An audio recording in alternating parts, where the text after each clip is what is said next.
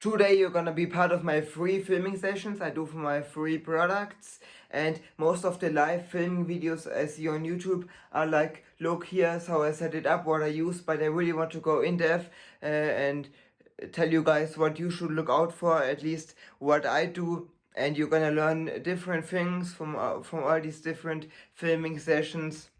And how I time it is basically that I film at home. When I film something at home, that I do it when nobody is at home, and when my family comes home, I'm away when I have to film outside. So different things I just got over the months of filming was like these soft boxes, of course, and I have different tripods. This is the one I use, and I can link everything in the description, of course.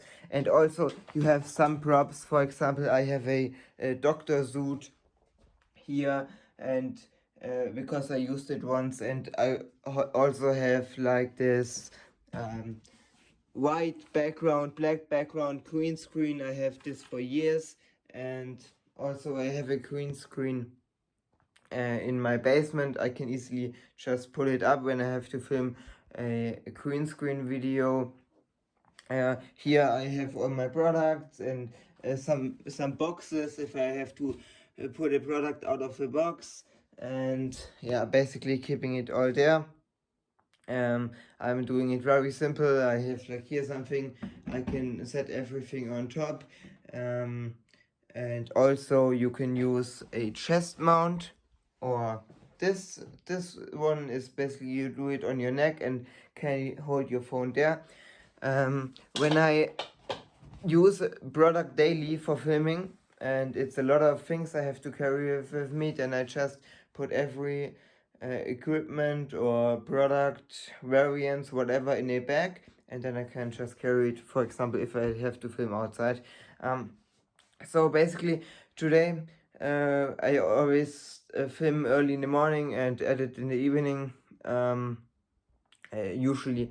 So today I have to film outside and inside, and I'm just gonna show you how I do it. And we start with the inside filming, and you're gonna learn different things when we go outside. So keep watching. Before you start filming, of course, you want to know what to film.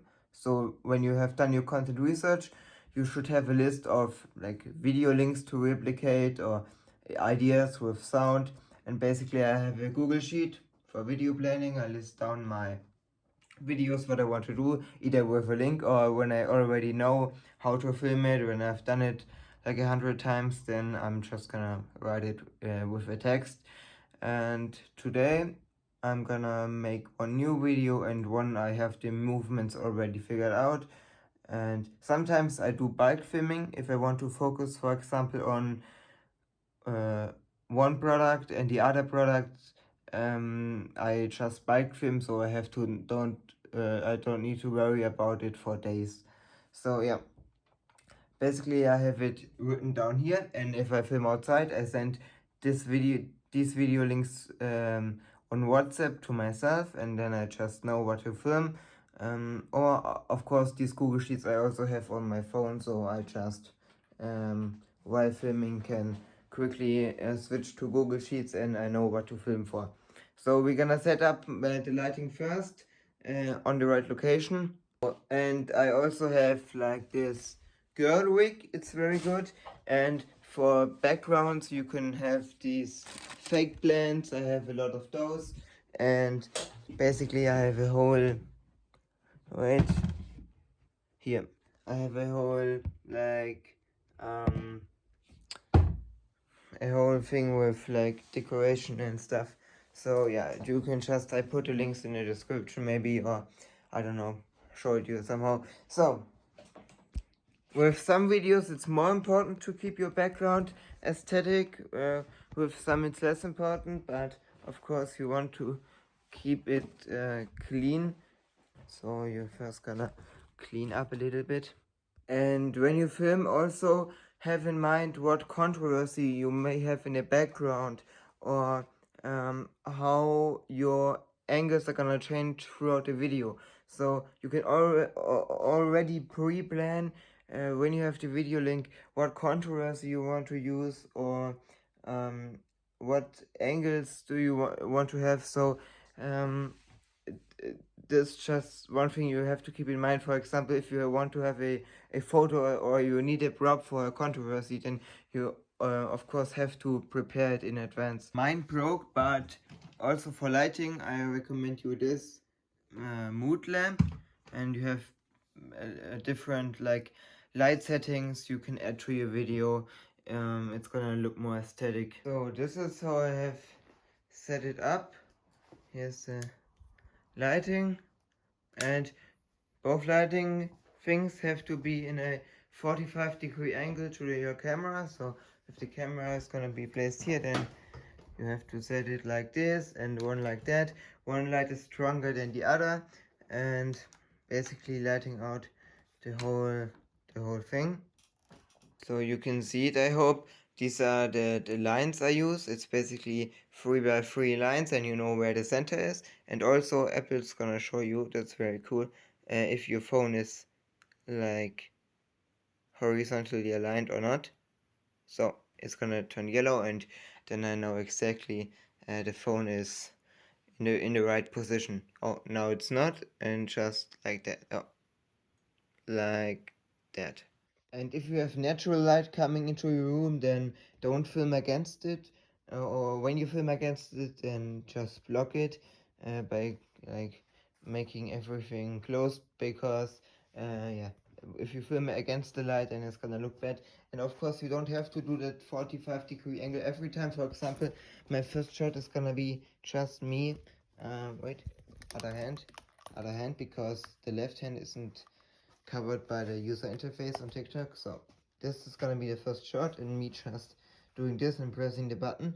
So I have the lighting a little bit adjusted, so don't get too strict on the rules. Sometimes it's just up to a little bit of the feeling, but most of the time you just have a lighting for the background and one focused on the product, or something like that. It can be a little bit split up. You also don't want the lighting too close to your object, because then the screen is gonna be so bright that it's gonna look ugly, and then you would have to put the lighting a little bit more away. Also, I forgot to mention it, make sure that your phone, and like for example when I have an electric thing right now, is charged up for filming. Also imagine your camera movements and your hand movements like a wave. You want to keep it really smooth. So when you make a movement, and just like metaphorically speaking, you make a movement and it's like this, and then in the next video you don't want to go, in the next clip you don't want to go like this. So you make a movement with that speed, or that position type of movement, and then you can in the next video go like this or do something like this. But it's just the video should align perfectly. So if you for example go up with this thing like that, then you can go with this thing on your head down in the next movement like that, or you can, I don't know, with your camera make a movement like this. But you don't want to like go slowly up, and in the next clip you make something like, that's just, the video should just don't pull the viewer out of the wave. The video you can see here right now has 50 million views on YouTube, and it's only growing because the video is consistently in one pace, and everything aligns. But also this works with more calm videos. Of course, you don't want to bulk film way too ahead, because you don't know what's gonna work from the concepts. Um, but you can, of course, if you are already outside where you are, then you can like time it so that the locations fit and you don't waste a lot of time traveling around. And when I have the product on screen, I really make sure it's centered, and really copy the exact movements that went viral, and that everything is like exactly in the same position. I bought this iPhone to film, and you can basically get it reused for cheap on a backmarket. And for this video I already know the movements, so I don't have to look anything up. But if I wouldn't, then I would just put this phone here next to it, and I can basically play the TikTok here and know exactly what I have to recreate. I also film in HD in 60 FPS. And a mistake I still make a lot is not putting enough things the viewer can relate to in the background. So if you have a baby product, put children's stuff in the background, or something like that. Also, if you don't have good backgrounds, just go to like IKEA or something where you have enough.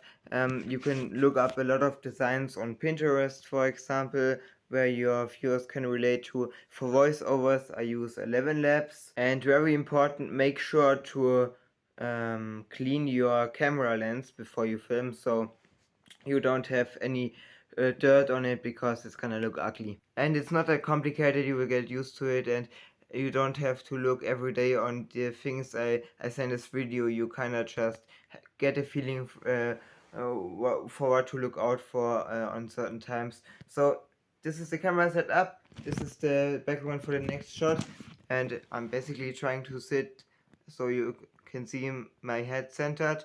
Basically where the black camera is, there should be the center of the video. I just switched up my background from this to this, because you don't want to use the same background too often, especially on TikTok. Now I'm done with this video, so I mark it as filmed and I can edit it later on. Here I have a countdown, so I know exactly how many videos are ready to cut and how many are ready to upload.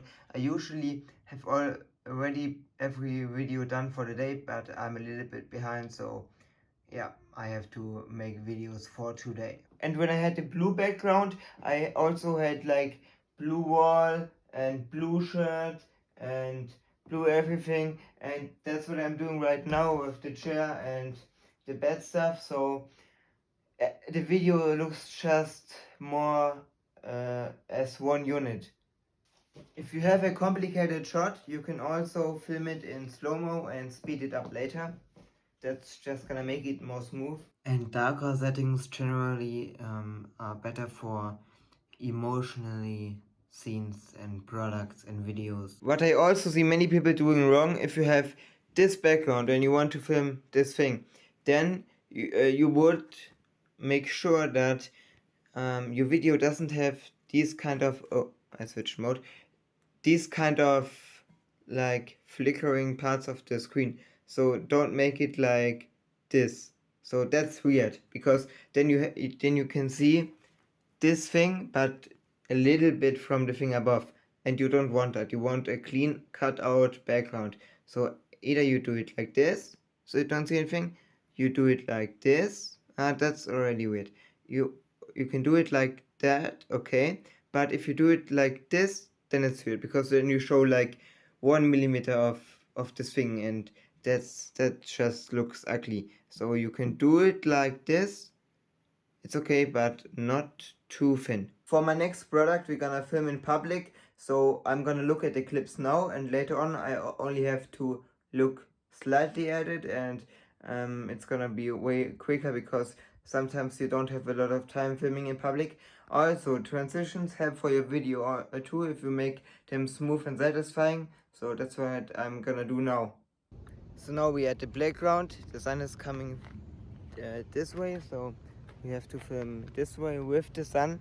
And when I film outside, I usually have this little tripod out. It's easier to transport, and you can also mount it on different things. It's like adjustable, and you can stick it to like any object. That's what I mean. All the props are ready, and of course it's more engaging when you have people in the background, but you can't always have that. Also, what you can do is, before filming, listen to the sound of your video you're gonna make, so you kind of get in the vibe of how it's gonna align with the kind of feelings of the video. And when you do a talking head video, what you can do is, I don't know if you have seen it, but actors on set, sometimes they just kind of before the camera rolls, they just stare, don't move, and they in the head they are thinking, okay, what I'm gonna say, how is the feeling of the scene, how is everything gonna play out. And when I do a talking head video, before I start talking, I just go like that. I remember all the movements and things I'm gonna make, and then when I know exactly what to say and what to emotions to convey, then I go for it. And that's basically great if you want to film a talking head video. I want to make a specific video about it because talking head videos are also just like storytelling videos, very important. Get ready for the last product because now it's gonna get very saucy. First thing, people don't notice the lighting like consciously. So they notice the change of lighting. What most people do then is, and that's advised, you make an effect by making the background or your setting from normal to intense emotionally. So what I'm gonna do, I'm gonna like film a video frame for frame from a competitor for a different product. And the order I usually do it is I pick the room, I clean it up a little bit, then I'm gonna set up my equipment, I make the phone so that I know exactly what frame I'm gonna film, set it on a tripod, and then I'm gonna get all the props. For example, when you film for a children product, you would put a lot of toys on this table and just make the frame look good. Then you would start filming, copying the video, or when you know exactly what to film, just everything centered and rewatching the clips. And you would usually switch up the backgrounds, but he doesn't do it, so I'm not doing it either. You should always try to add some progression, meaning introducing new elements into the video, new backgrounds, the story continues or a new character shows up, just anything new, not random, but so that there's always more to engage with. So as you can see, I'm watching the video right now, how he does it. I have it next to me while I'm gonna film. I'm just quickly gonna show you a picture how it looked when I set up the whole room. So basically I taped the white background in and candles and stuff like that. So sometimes you just have to like put a lot of effort into your backgrounds. And I could do the white background thing again, but I want to give my background a little bit more depth. He has 4 million views with a simple background, but still I kind of want to improve some things. Sometimes for this product I use this love letter with a little thing I drew you on it, so you can reuse these props and have the same controversy every time. It's working. I'm now gonna place the product here, make the room dark and upgrade the lighting. And while I film, I make sure that you can see the elements in the background a little bit, so the right audience already like gets attached to the video. But for that I have to move my hand a little bit on this. So sometimes the sound of the video can be satisfying too, so make sure you don't speak while you record. Sometimes you can use the phone light. Make sure you don't see any shadows of you or reflections if you're pretending to be a girl, or just it also doesn't look that good. When you film a reverse hook like this, you throw the box away, obviously without the product so it doesn't get damaged, and then you can just reverse it in CapCut. And always think about where the eyes of the viewer are currently. So if you move an object like that, then the viewer eyes are here, and then your next object clip or camera thing has to start here. So the first clip is here, then the product has to be here again, so he doesn't have to switch. The viewer is also always gonna imagine themselves with the product, just like your video. So if you have a good background, good props, clean looking product, nice movements, it's just selling a clear vibe and the feeling the viewer wants to have. If you're filming with another person, then you can film the shot yourself so they have a reference shot.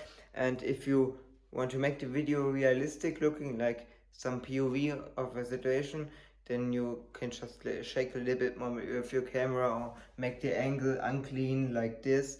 So different options. That's what I learned from the last months of dropshipping, and I've been filming videos basically since I'm 10. So I hope this helps. If you have any questions, write them below in the comments. And yeah, maybe there are other people also that can add a little bit to this video. So see you guys soon. I hope you gained a lot of value out of it.